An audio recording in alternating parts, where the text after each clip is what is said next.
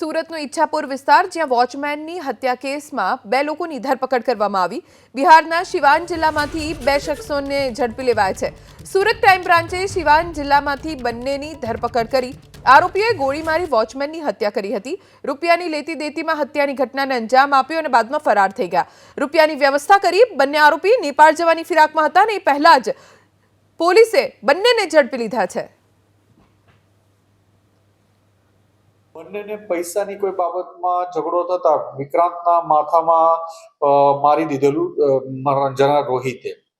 આ બાબતે 1 વર્ષ સુધી એને સતત મગજમાં આ રાખી આ બંને ઇસમો આ બંને ભાઈઓ એક ત્રીજા ઇસમને સાથે અહીંયા સુરત લાવી 3-4 દિવસ સુધી રેકી કરી।